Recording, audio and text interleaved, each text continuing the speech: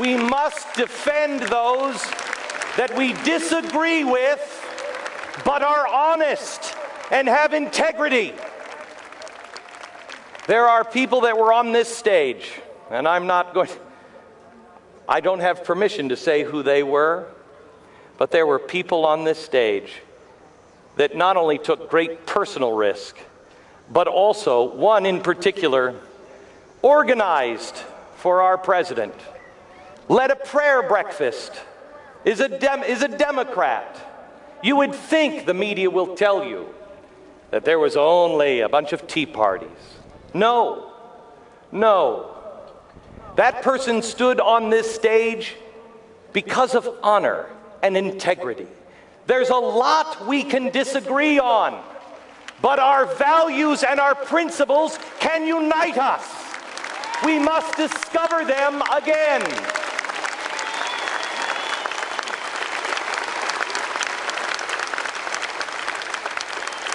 Americans have always looked to explore.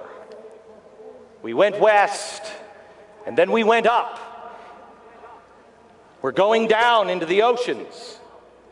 The time to explore is changing. For us to explore, we must not just explore outer space, but we must, as Americans, explore inner space. We must look inside of ourselves and look at what we truly believe. The Lord will always send a people wake-up calls. And He has been sending us wake-up call after wake-up call after a wake-up call.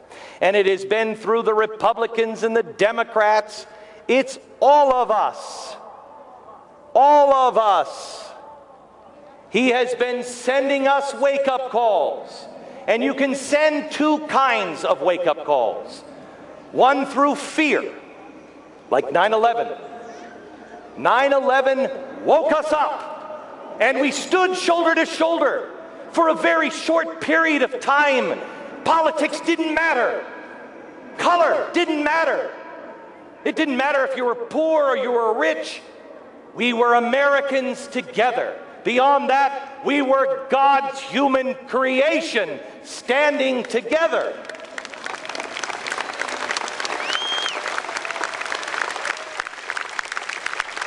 But fear only wakes you up for a very short time. I know that many in this country think that I'm a fearmonger. It is not a label that I think applies. I do talk about frightening things, but I don't think the man who saw the iceberg as the Titanic was about to hit it and said, "It's an iceberg," was a fearmonger. He was warning the people on the ship.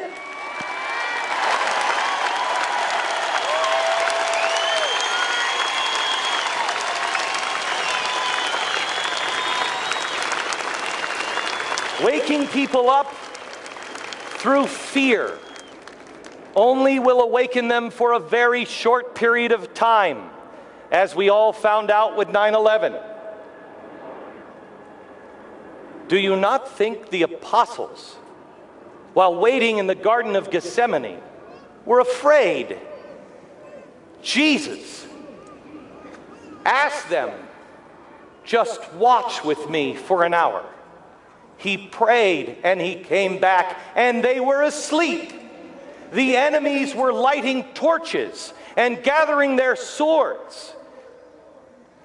And they said, "Sorry, we'll do better next time."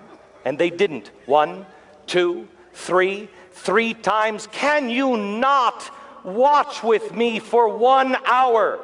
The response is, "The spirit is willing, but the flesh is weak."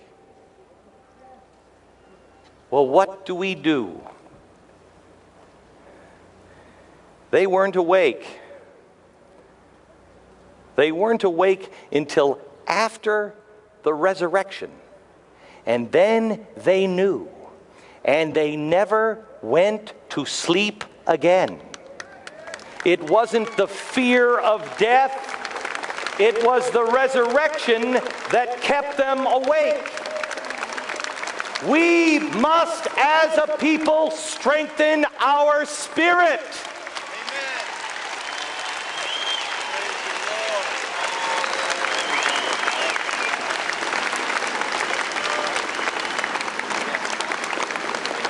I ask you,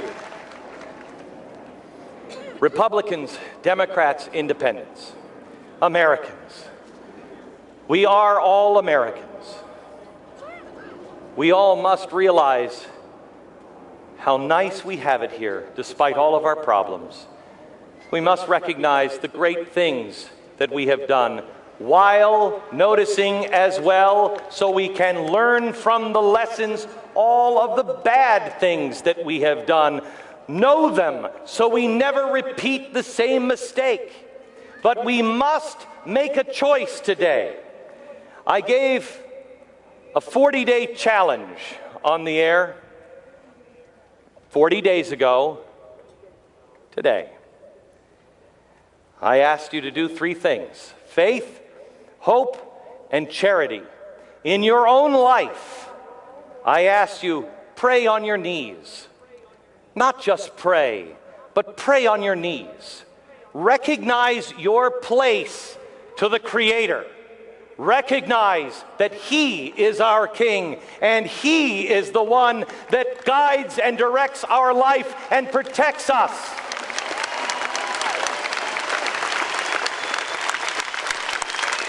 I ask not only if you would pray on your knees,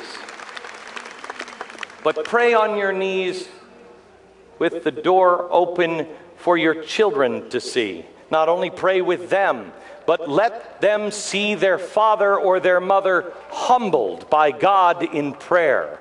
That which they gaze upon, they will become. The second thing I ask you to do, for hope, tell the truth. Tell the truth. And it only matters when you tell the truth and you know it's going to hurt you. You know that it's not going to help your side. Tell the truth. America is crying out for the truth. Tell the truth in your own life and then expect it from others.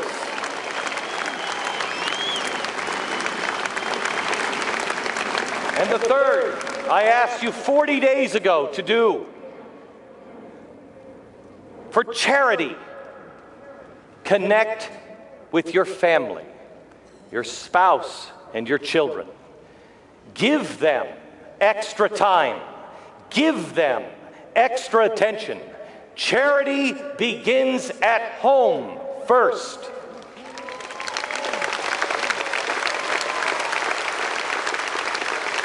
My challenge to you today is to make a choice. Does America go forward and the American experience expands, or does the experiment fail with us? Make the choice.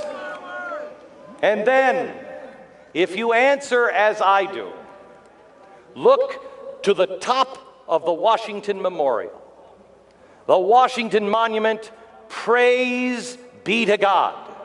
My favorite line in the Declaration of Independence is, with firm reliance on divine providence, we mutually pledge to each other our lives, our fortunes, and our sacred honor.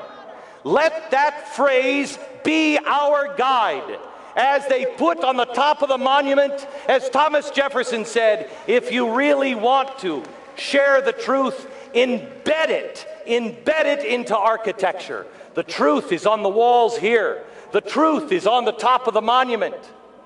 But it's also in our founding documents. What is the answer? Do you think they were just using the wrong size font when they said, "We the people"? Do you think somebody was like, "Hey, you got to size that down a bit, it'll not fit on the page"? That was code.